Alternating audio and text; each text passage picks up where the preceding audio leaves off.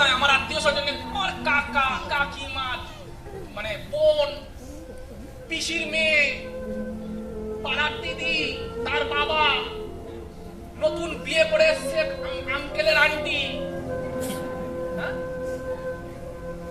সবে মাধ্যমিক দিয়েছে পাড়ার বাচ্চা রাহুল নাম, সে, ওর বন্ধু আবার অনিল, তার ভাই আবার বিজয়, এক এক করে বলছে আমি না। কে ছেড়েছে?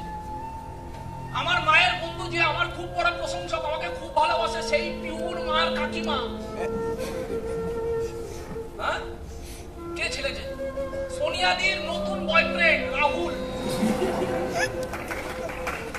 তারা কেউ ছাড়েনি, কেউ ছাড়েনি, শুধু শুনে গেছি লাইফে। পর মরে যাওয়ার পরে খালি দোকানে এইভাবে বসে থাকে একটা দিদা, তার কাছে প্রপার 2 ঘন্টা আছে কিনা সন্দেহ, সবাই পাচ্ছি না, হ্যাঁ কিনা প্রপার 2 ঘন্টা আছে কিনা গ্যারেন্টি নেই, দোকানে এইভাবে বসে থাকে। সেও যখন আমি ড্রেস কোড পরে ট্রেনিং এ যেতাম, কিরে কি করিস, প্রতি 3 দিন পরে তার এই কোশ্চেন, কিরে কি করিস, প্রতি 3 দিন পরে তার এই কোশ্চেন, কিরে এবার কিছু কর, কিরে বাবার দিকে দেখ, শুনতে হবে, কিছু করতে গেলে শুনতে হবে। সহ্য করতে পারছো না, ভিড়ে মিশে যাও ওদের সাথে, ঠাকুমার কাছে গিয়ে বসে যাও, চলে যাও ওদের কাছে, ওরা বাঁচিয়ে দেবে তোমাকে, ওরা তোমার ক্যারিয়ার বানিয়ে দেবে, চলে যাও। তোমার কি মনে হয় আজকে কতজন আসে নেগেটিভ মারতে?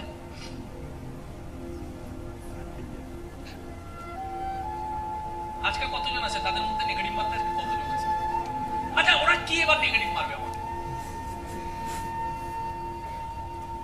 তবে যাদের যাদের নাম বললাম না, বলতে নেই, তাদের মধ্যে অ্যাটলিস্ট 50% লোক আজকে আমার কাছে টাকা ধার চাইতে আসবে। 50% অ্যাটলিস্ট তাদের মধ্যে আমার কাছে টাকা ধার চাইতে আসবে। 30% তো এরকম আছে যারা আমার সাকসেসের পরে কানেকশনই বন্ধ করে দিয়েছে হিংসায়। আর বাকি এরকম 20-30% আছে যারা আজকে আমার বাড়িতে এসে বলে, আরে আমি জানতাম, তোর মাকে আমি বলেইছিলাম তুই ঠিক বুঝ করবি।